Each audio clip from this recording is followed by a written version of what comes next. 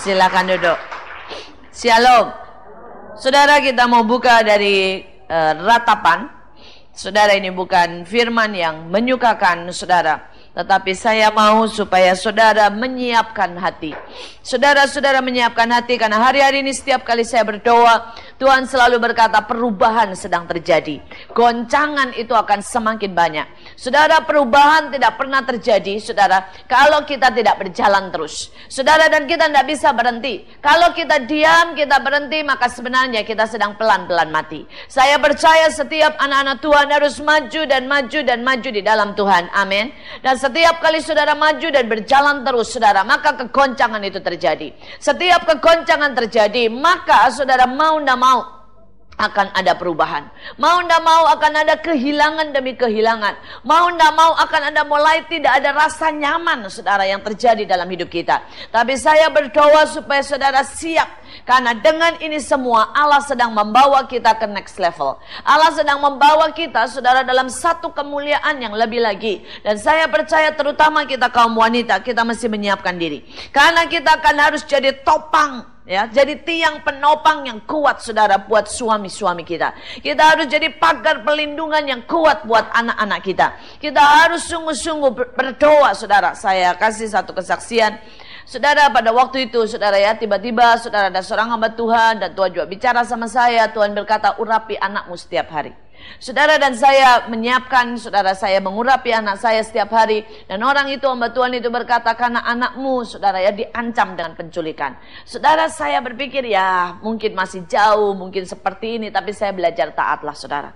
Dan saya bersyukur, saudara, hari-hari ini, saudara, ya, tahun ini terutama, anak saya itu belajar banyak untuk mengikuti Roh Kudus. Mereka belajar banyak untuk ada di dalam kepekaan, saudara, ya, ngikut aja bersama Roh Kudus apa yang Tuhan mau. Nah, saudara, kemudian hari Rabu atau hari Selasa yang lalu atau 2 minggu yang lalu, saya lupa persisnya, saudara, ada seseorang dari tempat kami itu kerasukan, saudara, ya, dan kemudian dilayani, kemudian kami bicara banyak, saudara, dan kemudian akhirnya terbongkar semuanya. Saudara, orang ini adalah orang yang disusupkan masuk ke tempat kami, saudara, ya, dan dia disusupkan untuk, saudara, yang pertama mengetahui semua jadwal, saudara, semua daftar kegiatan, dan semua, saudara, ya, apa yang akan kami buat. Saudara, mereka meminta, saudara, jadwal-jadwal acara yang paling banyak di tempat kami, yang KKR dan sebagainya, dan mereka akan menggagalkan. Mereka sedang berusaha untuk mencari daftar, saudara, tempat-tempat di mana kami mengadakan rumah singgah.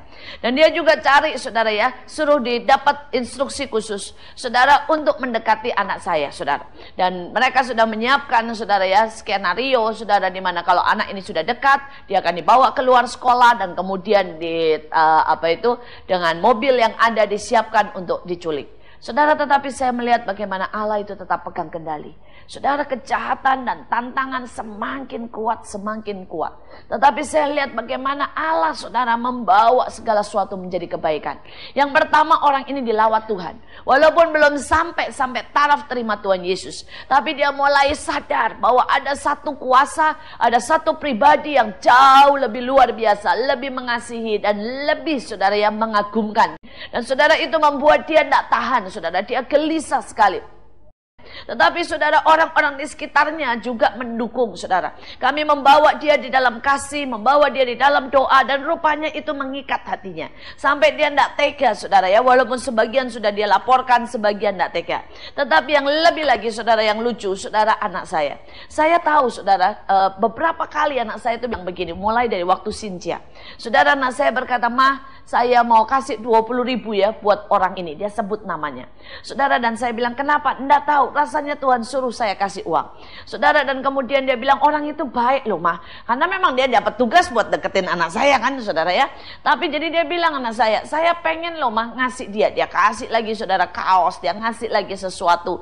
Saudara, dan kemudian, saudara, anak saya bisa berkata, berkala ya, berkata, "Mah, kalau pagi tuh kasihan, katanya dia enggak sempat makan. Saya ajakin, saya traktir makan di kantin ya, Mah," saudara, ya. Saudara, dan singkat cerita, saudara, rupanya, saudara, apa yang ditabur kabur anak saya ini juga membekas di hatinya. Jadi dia tidak tega, saudara ya. Dia lama-lama lebih sayang sama anak saya, saudara, daripada dia harus jadikan korban penculikan. Saudara ya, sekarang dia keluar, saudara, karena dia dilema sekali. Ya, dia di tempat kami dia tidak bisa, dia juga tidak bisa keluar dari perkumpulannya. Karena kalau keluar, jadi dia begitu dilema, saudara. Akhirnya dia keluar dari tempat kami supaya dia tidak perlu membocorkan banyak hal dengan alasan dia kerja tidak terlalu bagus dan dikeluarkan, saudara.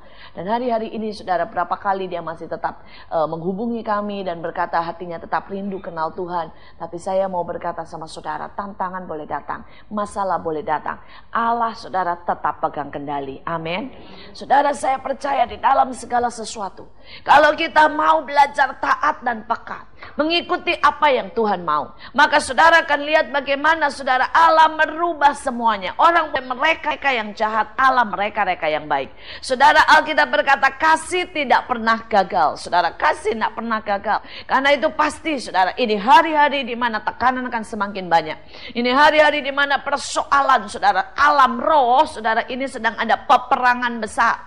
Saudara, iblis berusaha sebenarnya untuk menghancurkan, menekan, pokoknya buat segala sesuatu. Tapi saya mau berkata, kita tetap lebih dari pemenang. Amin.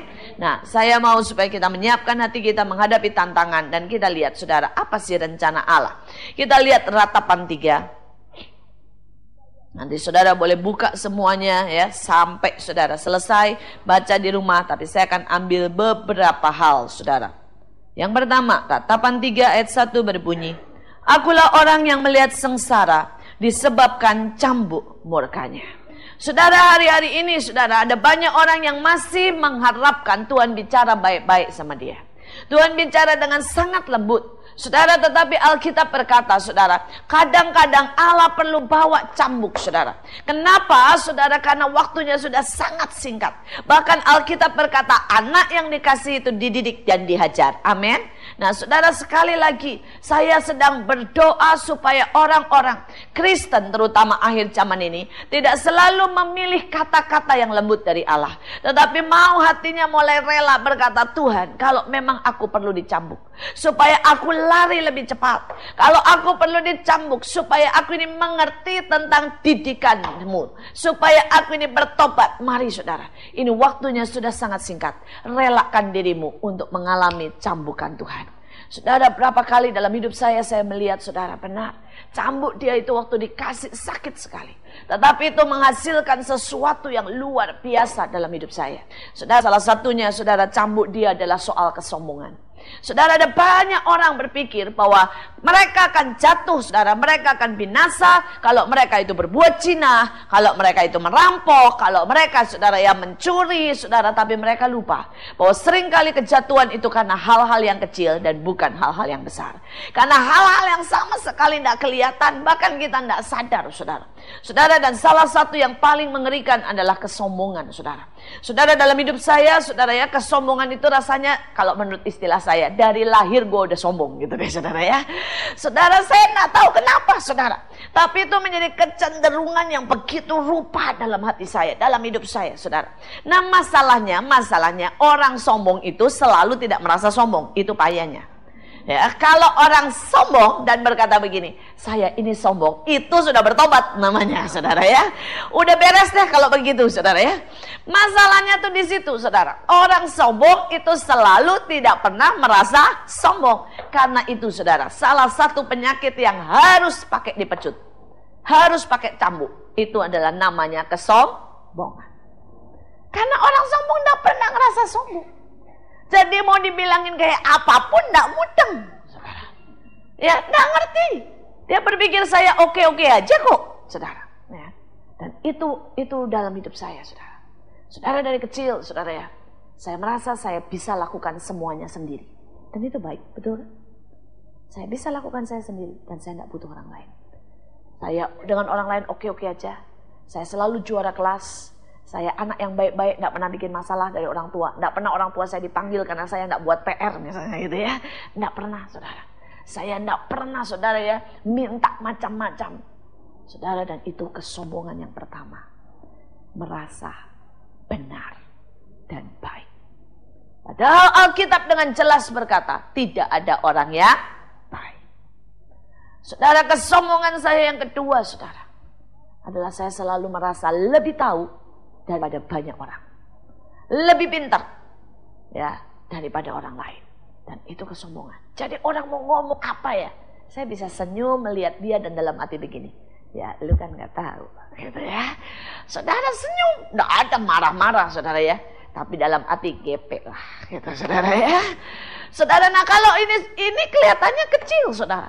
Tapi membuat orang boleh khotbah apapun di mimbar, saudara ya. Itu gak masuk dalam hidup saya. Bayangkan, saudara, saya merasa saya anak pendeta. Dari kecil saya dengar firman Tuhan. Ayah saya itu tiap hari share firman Tuhan di rumah. Saudara, saya mulai baca Alkitab dari mulai saudara umur 8 tahun. Saya lihat mujizat dari umur 1 tahun. Saya beriman dari umur 3 tahun. Saya mulai khotbah dari umur 12 tahun. Bagaimana saya tidak bisa lihat orang lain dan berkata, gua tahu, gepel lah, saudara ya. Saudara, tapi itu kesombongan. Itu kesombongan yang sangat parah. Karena itu Allah perlu bawa cambuk dalam hidup saya, saudara. Saudara, salah satu cambuknya adalah menghancurkan segala sesuatu dalam hidup saya. Mengambil segala sesuatu dalam hidup saya. Pada waktu Allah mulai mengambil segala sesuatu dalam hidup saya, Allah mulai tunjukkan siapa saya sesungguhnya. Saudara, dan saya tahu, wow, ya, ternyata tidak ada yang baik. Salah satu yang saya sering guyon ya, soal kecil aja mencuri. Dulu saya berpikir, saudara ya, kalau orang mencuri karena dia tidak tahu, saudara, mencuri itu dosa. Atau saudara, dia mencuri karena dia tidak bisa tahan uji. Saudara, sampai di Belanda, saudara, kertas mahal, saudara, kertas mahal. Saya sekolah arsitek yang membutuhkan modal utama saya itu kertas, saudara. Dan kertas itu mahal banget di sana. Nah, yang luar biasa, saudara ya, sekolah itu selalu membuat ujian menurut saya.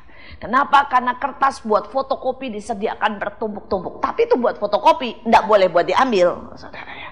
Kemudian juga ada kertas-kertas, saudara, fotokopi kami yang bagian arsitek itu jelas tidak cuma fotokopi biasa. Tapi ada kertas kalk papir, itu khusus buat gambar, saudara ya. Ada kertas-kertas A0, A1 dan itu mahalnya minta ampun, saudara. Dan itu semuanya disediakan buat apa? Buat fotokopi, saudara ya. Itu disediakan juga, saudara, buat apa? Buat pekerjaan di sekolah. Tapi syaratnya tidak boleh dibawa pulang, tidak boleh diambil karena itu cuma untuk di sekolah, saudara ya, untuk di sekolah. Belum lagi yang namanya material-material. Aduh, saudara, material itu, saudara. Ya, harusnya untuk proyek-proyek di sekolah itu banyak semua. Styrofoam, saudara, mika, semuanya mahal-mahal. Nah, saudara, masalahnya itu tergeletak. Tergeletak di mana saja. Itu masalahnya, saudara. Saudara, dan kemudian, saudara, saya juga jujur tidak punya uang. Dan begitu saya sampai di sana, saudara. Udah, saya mau jujur sama saudara lah. Dari tingkat pertama sampai tingkat terakhir, saya jadi pencuri, saudara. Itu, saudara, fotokopi 1 ya. Ngambil kertas 40, saudara ya. Fotokopi 1, cuma 1 lembar. Naruh di atasnya, ngegulungnya itu 40 kertas sekaligus, saudara. Nanti yang gede-gede juga begitu, fotokopi 1, saudara ya, taruh di atas yang gede, saudara, kalk papir segala macam, gulung langsung 10. Saudara, nanti kalau mau pergi buat apa ya, bikin material, saudara, itu kan semua mahal. Buat dari sekolah dibilang gitu ya. Ini kira-kira kamu butuhnya berapa buat bikin tugas ini? Saya bilang butuhnya, padahal tahu butuhnya 1, saudara ya. Ngakunya butuhnya 5 lembar, saudara ya. Jadi 5 lembar styrofoam, saudara. Itu 1 styrofoam bisa 20 guldenan, saudara. Saudara, saya dapat 10, dapat 5, jadi nggak usah keluar duit lagi, saudara. Dan saudara, Allah mulai berurusan. Lihat, kamu tidak sampai tidak makan loh. Kamu tidak sampai diancam dengan kematian. Oh, kamu menjadi pencuri. Kamu tahu firman? Bisa khotbah. Yang lebih mengerikan lagi, saya. Khotbah, melayani, dan kalau ada orang berkata, lu nyuri, enggaklah, punya Tuhan juga.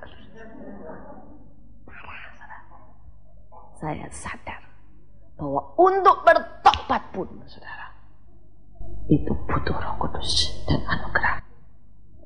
Kalau saya renungkan banyak hal dalam hidup ini, saudara, saya sampai 1 titik, saya ini lebih buruk lebih jelek dari yang terjelek. Saudara, dan itu hanya satu bagian. Saya bisa cerita banyak hal dalam hidup ini. Makin hari saya makin sadar. Dan saya bersyukur untuk cambuk Dia dalam hidup saya. Yang membuat saya berkata, benar Tuhan. Tidak ada alasan satupun untuk aku berdiri dan berkata aku lebih dari yang lain. Dan aku tahu siapa aku. Saudara, hari-hari ini saya berdoa supaya Allah membongkar lebih banyak hidup kita. Karena tanpa Allah membongkar hidup kita, maka kita tidak akan bisa berdiri di hadapan Tuhan. Saudara, itu seringkali kesombongan menggerogoti seperti kanker. Sehingga Allah tidak bisa percayakan pekerjaan yang besar. Karena setiap kali begitu pekerjaan besar, Allah percayakan langsung berkata, wow, lihat nih gua, ya. Gua dipilih karena gua hebat, karena doa saya kencang. Saya dipilih karena saya setia. Saya dipilih karena saya sungguh-sungguh buat Tuhan. Akibatnya, saudara, kita sedang mencuri kemuliaan. Dan kita menjadi begitu mudah kena serangan iblis. Saudara, hari-hari ini biarkan Tuhan kalau perlu cambuk saya. Supaya saya disadarkan siapa saya. Supaya saya dipaksa keluar dari dosa-dosa yang bahkan saya tidak sadari. Karena Daud sendiri berkata, Tuhan ampuni saya. Dan tunjukkan saya tentang dosa-dosa yang tidak kusadari. Jadi ada begitu banyak dosa yang sebenarnya tidak disadari. Saudara, hal yang kedua dikatakan ayat yang kedua. Ia menghalau dan membawa aku ke dalam kegelapan yang tidak ada terangnya. Saudara, istilah saya begini. Semakin gelap, maka saudara akan semakin melihat keindahan terang itu. Kalau saudara tidak percaya, gampang, simpel, sebentar lagi Natal. Saudara, Natal itu kan ada banyak lampu di pohon Natal ya, kelilap-kelilap. Coba kalau terang benderang, bagus enggak? Enggak terlalu bagus kan? Tapi begitu digelapin segelap mungkin, nyalain deh lampunya itu. Apalagi lampu yang bisa warna-warni, gitu ya. Keren, betul? Kenapa sih orang masang kembang api tidak pernah siang? Nunggu jam 12 malam gitu ya. Kenapa? Karena kembang api tidak pernah bagus pada waktu siang. Betul? Kembang api selalu bagus pada waktu malam. Nah saudara, dalam hidup saudara ini ya. Ini saudara tuh semua bawa terang. Saya percaya saudara bawa terang. Dan terang dalam hidupmu mungkin beraneka ragam. Seperti saudara yang namanya ada di pohon Natal itu. Saya percaya saudara engkau memiliki hikmat dan itu adalah terang. Engkau memiliki kebaikan dan itu adalah terang. Engkau menyintai orang-orang dan itu adalah terang. Tetapi terang itu tidak akan pernah kelihatan dan tidak pernah bagus. Kecuali Allah membawa saudara dalam kegelapan. Saudara, saya lihat banyak kali. Saya lihat keluarga-keluarga yang suam. Ya istrinya udah beri yang terbaik. Semuanya yang terbaik. Istrinya menyintai, mengasihi, melayani saudara. Tapi suaminya tetap suam. Suaminya tetap begitu-begitu aja. Dan buat suaminya, istrinya ya standar lah. Lihat istri orang lain selalu jauh lebih cantik. Lebih oke, lebih bagus. Sampai sekali waktu terjadi kegelapan. Bangkrut.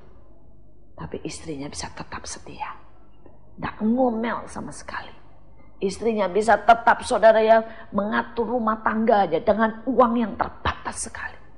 Saudara, kemudian Allah kadang-kadang membiarkan suaminya nyeleweng.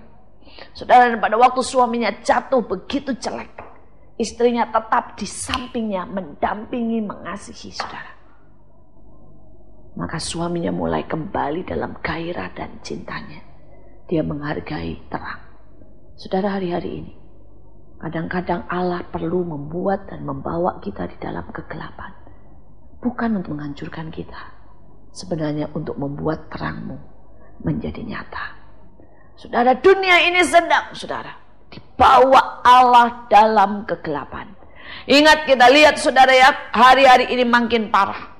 Saudara, baru saja flu burung. Dan kalau saudara baca koran tadi pagi, masih dikatakan begini. Itu virus flu burung, saudara ya, sudah begitu bermutasi.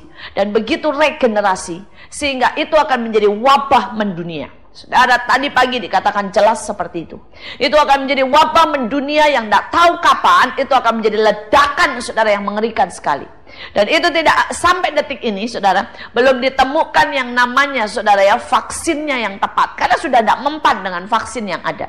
Obatnya juga tidak mempan, saudara, dengan antibiotik dan sebagainya sudah tidak cukup, saudara, sudah tidak cukup. Karena sudah menimbulkan satu kekuatan di dalam sel-sel daripada penyakit itu.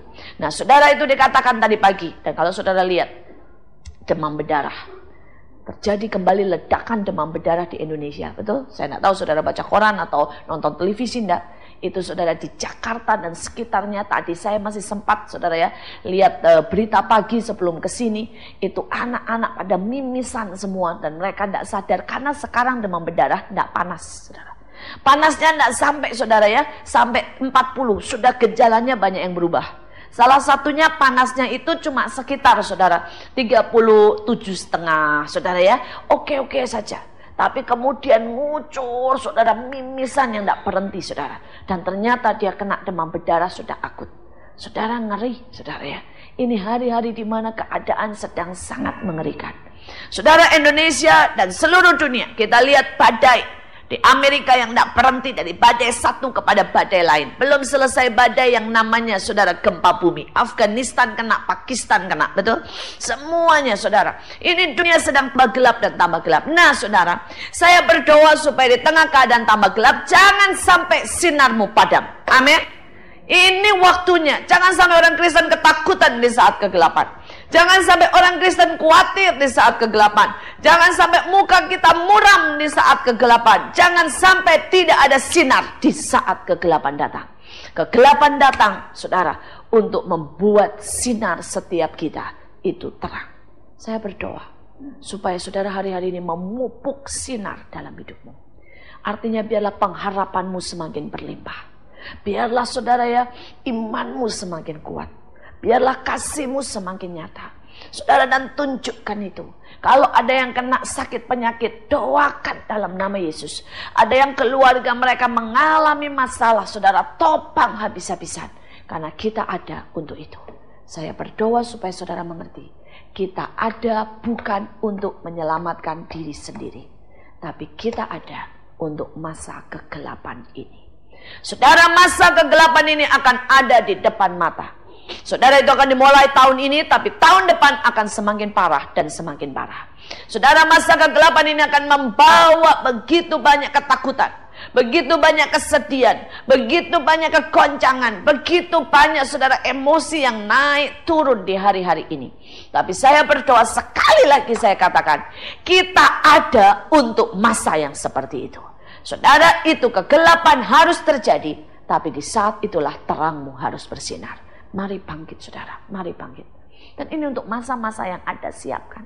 Jangan sampai pada waktu orang tergeletak, kita juga sudah tidak ada tenaga, saudara.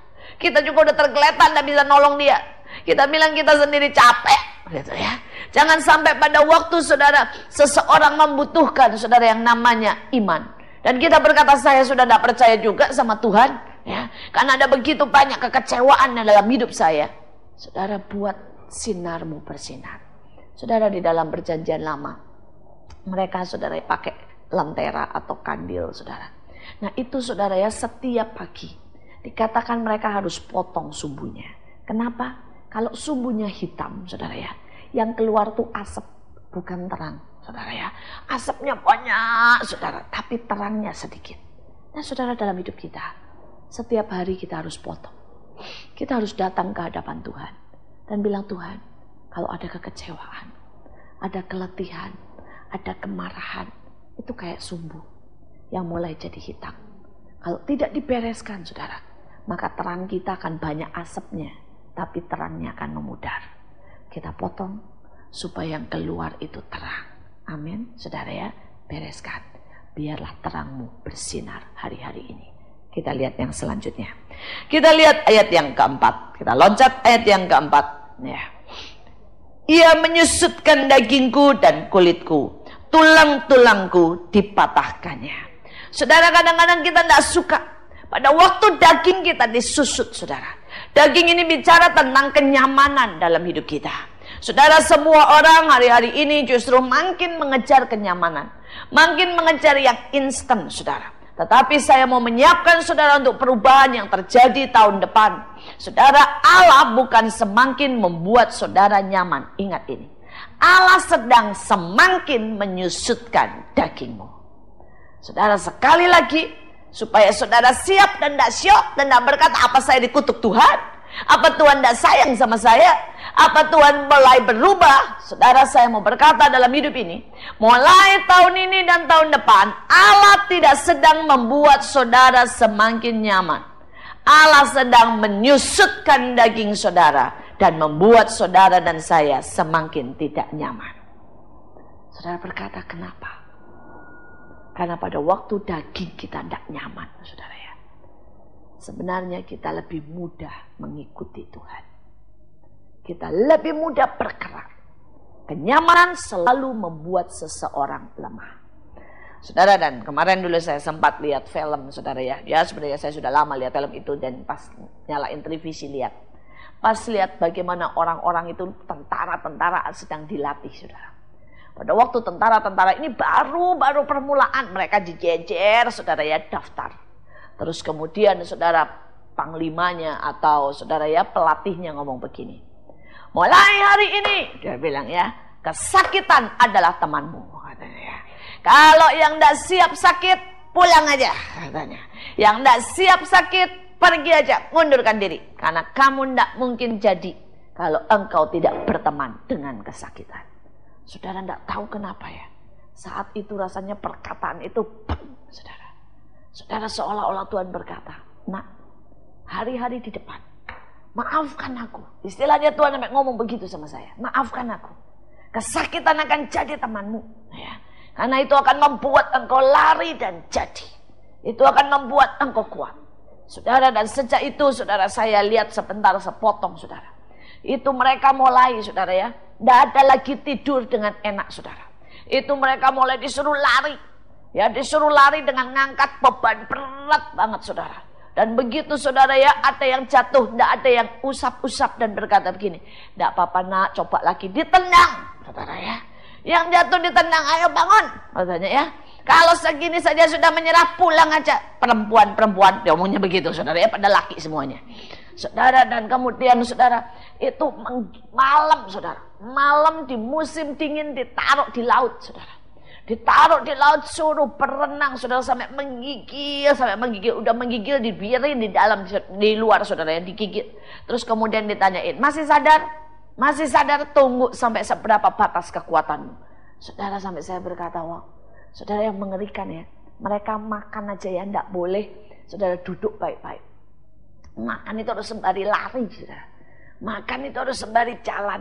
Saudara, kemudian benar-benar saya lihat ngeri deh saudara. Makanan itu ya ditaruh di tong sampah. Dan saudara, mereka harus ngambil saudara. Sampai saya berkata, Tuhan, latihannya kok ngeri banget sih. Tuhan bilang, kalau orang mau punya kekuatan buat survive, orang harus mengalami kesakitan yang seperti itu. Maka dia akan menjadi kuat, dan menjadi kuat. Saudara, dan Tuhan berkata, anak-anakku sudah terlalu lemah. Saudara, lihat orang-orang dulu. Lihat para rasul. Saudara, mereka punya kekuatan yang luar biasa. Saudara, pada waktu mereka boleh dipecut, tidak ada satupun yang nangis loh saudara. Mereka datang dan berkata, haleluya, karena saya sudah boleh menderita bagi Tuhan. Amin. Coba sekarang, baru kehilangan handphone aja bilang, Tuhan, kenapa kau biarkan handphoneku hilang? Baru dipukul suami dikit, Tuhan, aku tidak bisa mengampuni, Sedangkan di Cina lihat, tangan dipotong satu demi satu, dan masih tetap mengampuni. Yang keluar masih tetap kasih. Saudara dan saudara berkata, ya mereka memang bisa, saya tidak bisa. Tidak. Mereka dibentuk dan dilatih. Kita sama-sama, kita terlalu nyaman. Beberapa orang dari Cina, saudara, itu pergi ke Amerika. Saudara, pada waktu mereka di sana sebulan, mereka minta pulang. Orang-orang Kristen. Dan dia berkata, belum pernah kami mengalami yang namanya keloyoan soal rohani. Dia bilang, belum pernah kami mengalami yang namanya kehilangan yang namanya api itu seperti di Amerika. Dia bilang, musuh yang tergawat bukanlah komunis, tapi materialistis dan kenyamanan. Saya berdoa supaya pada waktu Allah mulai mengoyakkan daging, engkau akan lihat bagaimana Allah membentuk kita. Saya bersyukur. Saudara, saya bersyukur ya. Saya kasih contoh lah diri saya sendiri. Ini cuma yang kecil aja. Saya itu hidup, saudara, di antara orang tua saya. Pada waktu itu saya remaja, dari kecil saya hidup di antara orang tua saya. Saudara, itu haleluya banget. Bayangkan ya, saya punya ibu yang begitu luar biasa soal jasmani. Saya ini, saudara, menyediakan segala sesuatu yang jasmani. Saudara, soal makan, soal minum, soal pelajaran, sampai saudara, saya ini juara terus bukan karena saya pintar, karena didukung ibu saya. Ya, saya masih ingat, saudara ya, kalau pelajaran menggambar, saya gambar sedikit, saya bawa pulang, besoknya sudah jadi bagus banget, saudara. Nilainya 9. Itu bukan saya, saudara, ibu saya yang melakukan. Saudara, kalau saya pertandingan, saudara. Misalnya perlombaan, saya ini juara segala macam, saudara. Saya perlombaan masak, saudara. Ya, saya juara nomor 1 bukan karena saya pintar masak. Saya dicarikan resep, saudara ya, yang pasti jadi, itu pertama. Yang kedua, itu semua bumbu sudah ditakar. Jadi kalau orang lain ya, mamahnya kan bawain gini, garam segini, merica segini, tepung segini. Jadi mereka mesti nakar sendiri kan, saya enggak. Semua udah dikantongin, saudara. Jadi bukan masalah menakar, masalah mengaduk jadi satu, saudara. Saudara, dan jadi, saudara ya, tepat, persisi enak. Ya sudah diukur semua sama ibu saya. Saya menang perlombaan mengatur bunga, saudara ya. Orang pikir saya ini serba bisa, enggak masalahnya. Bukan ngatur bunga masalahnya. Saudara, cuma masalah mencocokkan lubang, saudara ya. Saudara tahu maksudnya, itu sudah ditaruh ya, itu tempatnya yang buat bunga ya. Bunganya itu sudah diukur sama ibu saya semua, besar tingginya. Kemudian sudah dikasih tanda ya, sudah diikat satu-satu sama ibu, nomor 1 lubang nomor 1, nomor 2 lubang nomor 2. Jadi saudara, orang lain susah nancepin, motong, saya enggak. Tinggal nancepin aja, saudara, 15 menit jadi hiasan vas yang segede gini, saudara, yang kayak di hotel-hotel. Ya masalah menancapkan di lubang, saudara. Juara lah saya, saudara. Saya ini juara dalam segala hal. Saudara, saya juara baca puisi, saudara, sekota Bandung. Kenapa? Karena begitu saya mau pertandingan, dipanggilkan pakarnya baca puisi, dilatih baris per baris, intonasinya naik turunnya dilatih, saudara ya. Ini profesornya orang yang akan menjurikan. Ya jelaslah, saudara, saya juara. Jadi saudara, menurut saya ibu saya itu kayak Roh Kudus, saudara ya. Roh Kudus kan menolong kita dalam segala sesuatu, betul kan? Saudara, bukan karena kita hebat, bukan. Tetapi Roh Kudus mengatur semuanya. Nah, saya punya Roh Kudus lah, saudara ya, di rumah, saudara. Dan saya punya ayah saya. Menurut saya ayah saya itu kayak Tuhan Yesus lah, saudara ya. Dia yang mengajar tentang kebenaran, dia memompa tentang iman. Kami panggil di rumah, saudara ya, dia itu big boss, saudara. Kenapa? Karena kami tidak usah doa, ada pakar yang kuat. Oh saudara tidak bisa bayangkan deh. Itu di rumah ya, iblis tuh gemetar, orang-orang gemetar, saudara. Kami pernah lihat bagaimana yang namanya, saudara, pemuda-pemuda ya, 7-8 orang gebrak pintu sampai jebol, saudara, bawa golok. Ayah saya dengan santai keluar dan berkata, stop, itu golok di atas begini, nangis.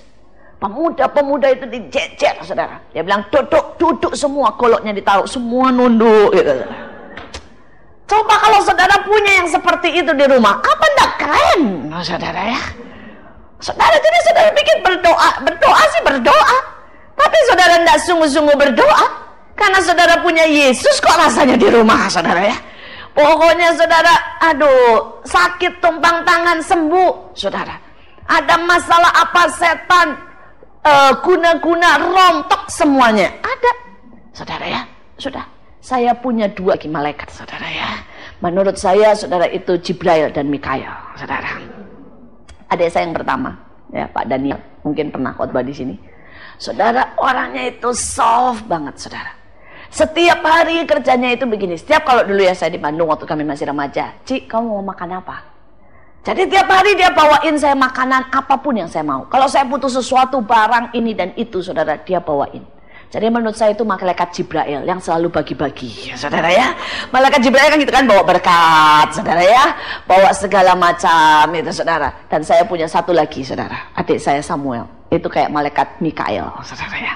Dia gagah gede, saudara ya. Kalau jalan, saudara, selalu peluk saya. Sehingga kemanapun kami pergi, selalu orang sangka, saudara ya, kami itu pacaran. Dia jauh lebih gede dari saya. Dan jujur, cakep, keren, saudara ya. Jadi pokoknya enggak malu-maluin lah buat ditantang, saudara ya. Saudara kemanapun, saudara. Dan saudara ini orang, aduh saudara ya, adik saya yang terakhir ini. Saya enggak pernah dibiarkan nyetir. Saya tuh punya SIM, tapi kenapa saya enggak pernah lancar nyetir, saudara ya? Karena saya punya bodyguard, malaikat Mikael. Kalau saya baru mau ngomong gini, saya mau pergi, dia langsung bilang, oke Cik, tak anterin. Kemanapun, saudara, dia siap kawal saya, saudara. Saudara, nah dengan kondisi yang seperti itu, jujur, saya begitu nyaman, sampai tidak ada sesuatu yang berkembang di roh saya. Sampai Allah bawa saya ke Belanda. Semua pengawal saya ditinggal di Indonesia. Semua pembantu saya, Roh Kudus dalam tanda kutip, Yesus dalam tanda kutip, ketinggalan semua di Indonesia. Dan itu yang membuat saya ketemu dengan yang asli, saudara. Saudara dan saudara bisa bayangkan, saya berhadapan dengan yang namanya, saudara, orang-orang yang luar biasa. Saya berhadapan dengan pemabuk. Saya masih ingat, saudara, waktu itu ada orang ketok-ketok pintu. Dan tiba-tiba saya buka, dia dorong, dia tutup pintu. Ternyata pemabuk. Saudara, dan pemabuk itu mulutnya udah bau sekali. Orang mulut gede. Dia langsung mau dekap saya.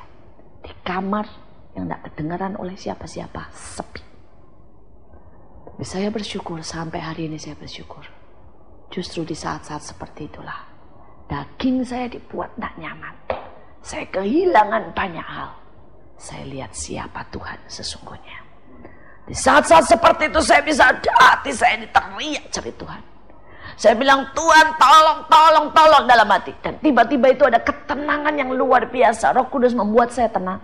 Dan mendadak saya bisa senyum. Ya, kalau saudara tahu orang mabok itu, saudara, makin saudara panik, dia tambah panik, saudara.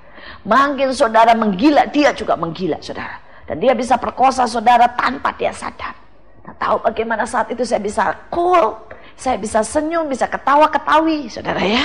Dan kemudian saya berkata, enggak enak lah ya main. Saya bilang, kita minum dulu, cari minuman dulu. Oh, dia fun banget. Dia bilang, kamu mau? Ya, saya mau, saudara ya.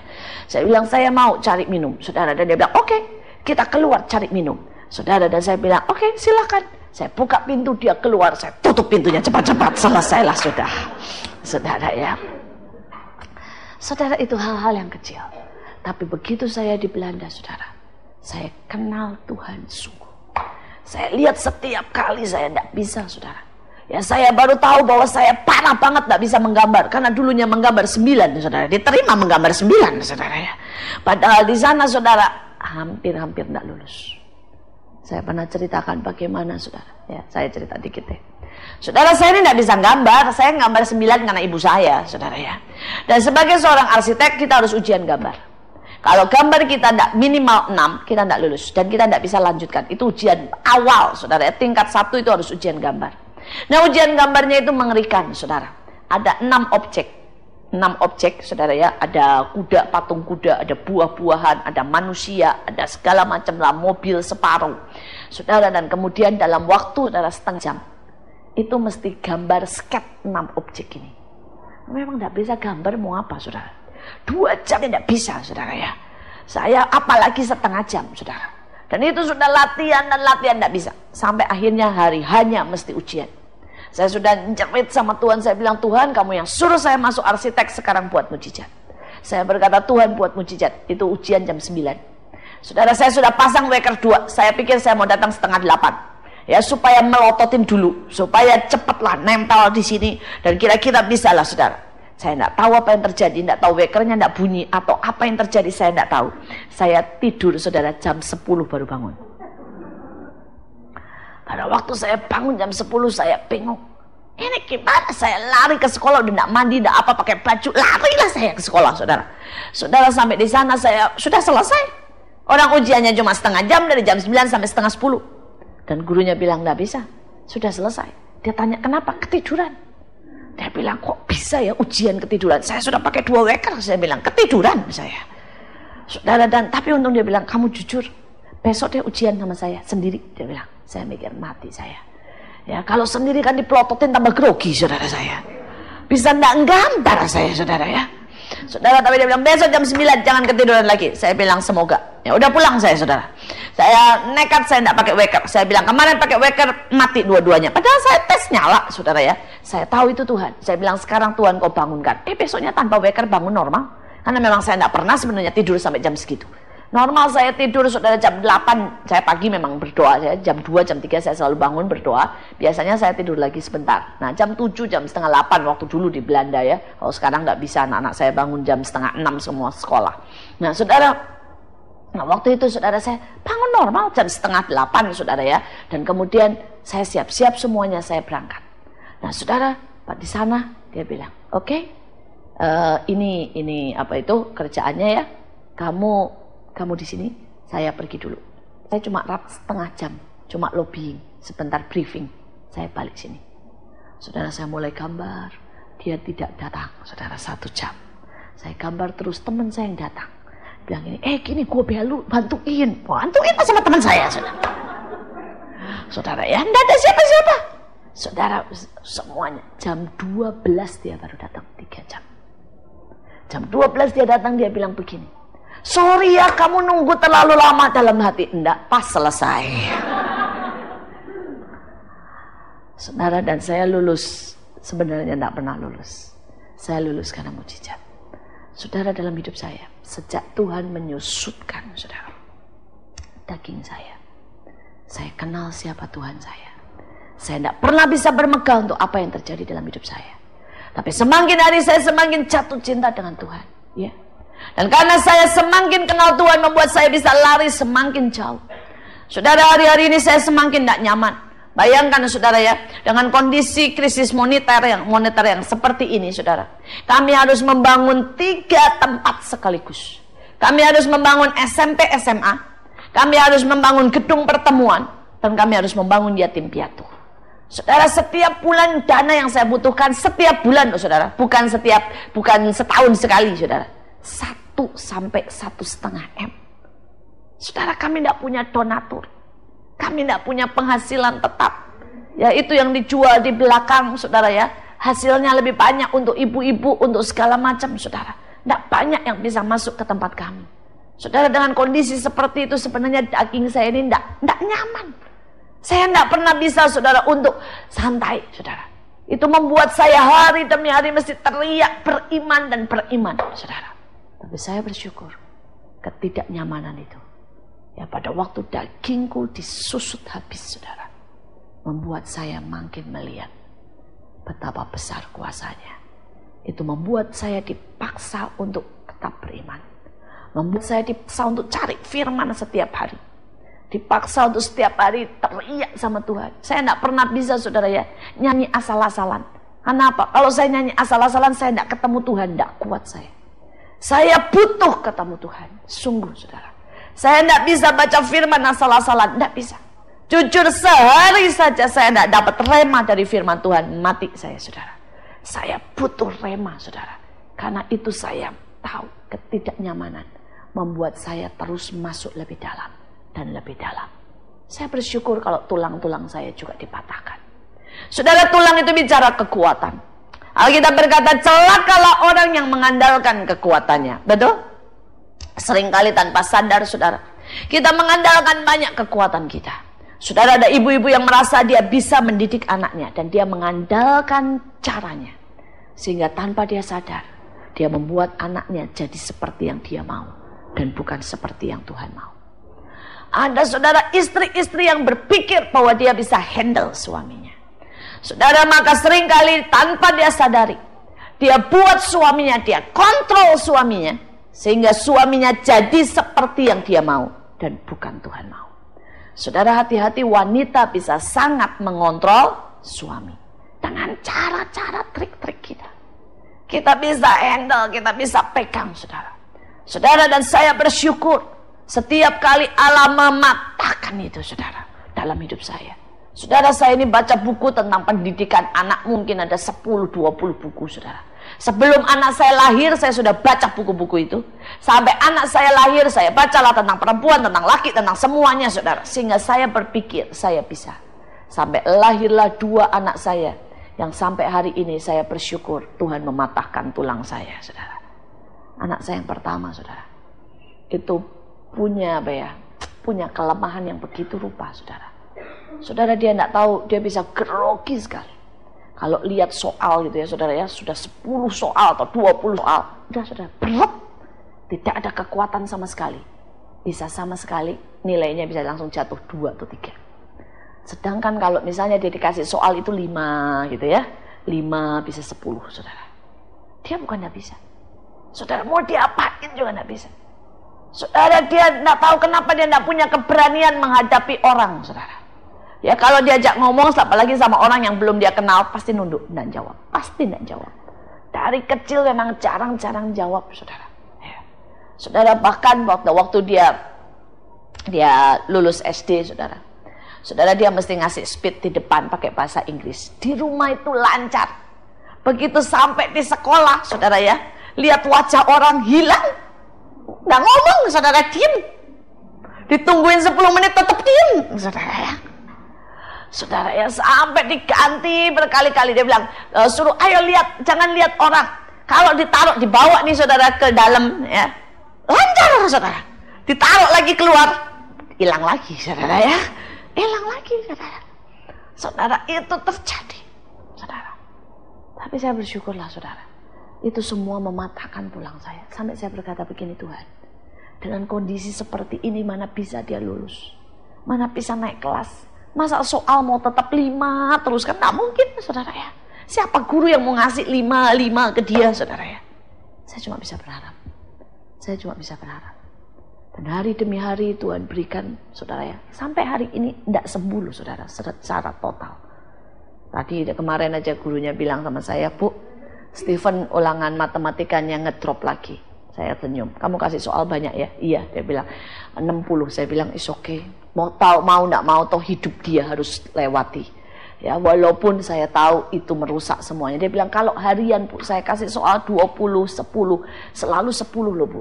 Ini mendadak, saudara, ulangan drop lagi. Saya bilang, saya tahu. Saya bilang, itu memang bagian dalam hidupnya yang saya enggak tahu sampai kapan. Tapi saya tahu, saudara. Setiap kali tulang saya dipatahkan, saya pikir saya tahu sesuatu. Allah mentokkan saya pada satu titik. Saya tidak tahu apa-apa. Dan disitulah kita semakin butuh anugerah. Saya tidak tahu apa yang saudara alami. Tapi jangan pernah merasa dan menyelesaikan hari-hari ini dengan kekuatan saudara. Hanya itu yang saya pesan. Kalau hari-hari ini kita akan menyelesaikan segala sesuatu dengan kekuatan kita sendiri. Kita berpikir kita bisa handle urusan kita, rumah tangga kita, ya, yang namanya karier kita, maka hari-hari ini saudara akan mengalami banyak kegagalan. Hari-hari ini jangan buat pakai cara kita, tapi pakai cara Tuhan. Jangan pernah berpikir kita tahu apa yang harus kita buat, tapi tiap langkah tanya Tuhan. Amin.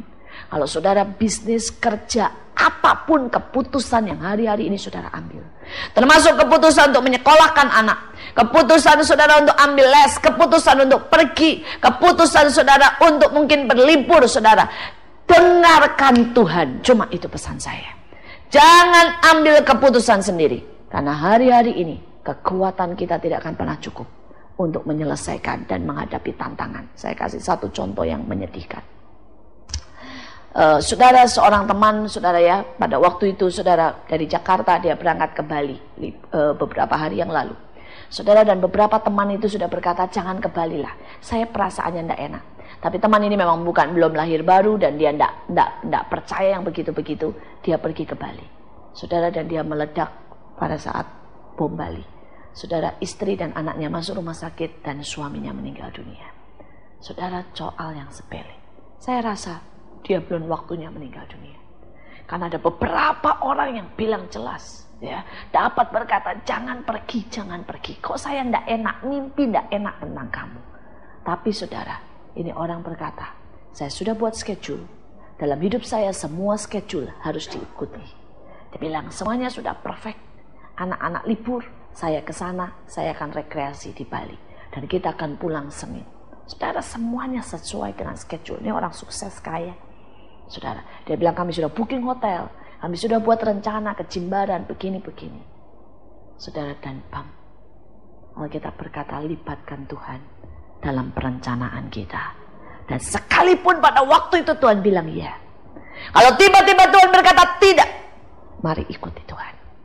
Karena kita kadang-kadang saudara, ya, pada waktu Tuhan bilang ya, mungkin orang belum nyusun tentang bom Bali. Betul tak saudara? Tiba-tiba di tengah jalan Tuhan bilang ini ada bahaya mendadak. Disingkirkan, diluputkan. Ikuti Tuhan, ikuti Tuhan. Ini hari-hari saudara harus mengikuti Tuhan. Dan saya akan tutup ayat 22. Kita akan baca bersama-sama saudara ya, sampai dengan 24. Ini biar menjadi penghiburan dan kekuatan buat kita semua. Ayat 22 sampai 24 kita baca bersama-sama dengan suara keras. 1, 2, 3. Tak berkesudahan kasih setia Tuhan, tak habis-habisnya rahmatnya. Selalu baru tiap pagi, besar kesetiaanmu. Tuhan adalah bagianku, kata jiwaku. Oleh sebab itu aku berharap kepadanya. Saudara, hari-hari ini saudara harus tetap percaya tak berkesudahan kasih setianya. Artinya dalam lembah kekelaman, dalam kejatuhan, kegagalan kita, dalam keletihan kita, dalam saudara, bahkan saudara, kalau saudara sedang melihat seolah-olah semuanya buruk dalam hidup kita, saya berharap saudara tetap percaya bahwa tidak berkesudahan kasih setianya. Saudara, kasih setianya artinya tidak hanya buat kemarin, tapi buat hari ini dan juga buat besok. Dia tetap sangat mengasihi kita. Dia tetap ada dan dia tetap pegang kendali. Saudara, yang kedua dikatakan, ya, selalu baru tiap pagi. Saudara, dia sedang memperbarui kita hari-hari ini. Saudara, karena itu apapun yang terjadi, perubahan, goncangan yang terjadi, itu bukan karena dia tidak sayang, tapi karena dia sedang memperbaharui kita. Amin. Saudara bilang dulu Tuhan banyak ngomong, sekarang diam. Itu dia sedang memperbarui. Kalau dulu dia mau supaya saudara dengar, sekarang saudara merasakan hatinya. Amin. Kalau saudara berkata dulu ya, kalau saya berdoa rasanya langsung plong. Sekarang kalau saya doa mandek di atas, itu dia sedang memperbarui. Supaya apa? Supaya daya dobrakmu, daya perangmu, daya juangmu lebih lagi. Saudara, kalau saudara berkata dulu ya, saya itu berkat kok melimpah ya, sekarang mepet, itu Tuhan sedang memperbarui. Supaya saudara lebih beriman, supaya saudara lebih bijaksana dalam menggunakan uang. Saya tidak tahu apa yang terjadi, tapi setiap hari dia selalu baru. Ingat itu. Jadi jangan biarkan pengalaman kemarin menghentikan saudara. Jangan biarkan saudara ya, pelajaran-pelajaran yang kemarin membuat saudara puas dan tidak belajar hal yang baru hari ini. Saudara, setiap hari Tuhan sedang mau mengajar yang baru buat kita. Amin. Jangan sampai saudara lihat anak saudara juga selalu berkata dia masih kecil. Enggak. Dia bertumbuh, ada yang baru dalam hidupnya. Saudara jangan berpikir, saya kenal suami saya. Saudara, ada yang baru dari suamimu. Cara berpikirnya, pengalamannya baru. Saudara harus belajar tahu itu. Saudara, demikian juga dengan Tuhan. Selalu baru. Ada satu sisi lagi yang dia sedang ingin tunjukkan buat saudara dan saya. Ada pengalaman baru lagi yang dia sedang bawa saudara masuk. Ya, ada iman yang lebih lagi, tantangan yang lebih besar. Karena dia selalu baru. Amin. Saudara, dikatakan ayat yang ke-24, tapi saya suka dengan kata besar kesetiaanmu. Kata besar kesetiaanmu artinya saudara, bahkan di saat kita tidak setia, Tuhan tetap setia. Amin. Ada ayatnya. Saudara, jadi hari-hari ini pada waktu engkau tidak lihat saudara, tetap percaya kesetiaan Tuhan itu melebihi pelanggaran kita. Kesetiaan Tuhan melebihi hidup ini. Kesetiaan Tuhan tidak berhenti sampai kita tua, tapi sampai dalam kekekalan, kepada kekekalan. Saudara, yang dikatakan ayat 24, Tuhan adalah bagianku, kata jiwaku. Oleh sebab itu aku berharap kepadanya. Saudara, hari-hari ini biarlah yang paling kita taruh di dalam jiwa kita itu Tuhan. Kenapa? Karena kalau saudara taruh harta, pada saat harta berlalu, kegoncangan datang, krisis datang, itu akan menghancurkan. Ada banyak orang yang gila pada waktu Krismon yang lalu. Tiba-tiba duitnya hilang, uangnya habis, kena yang namanya hutang besar, stres.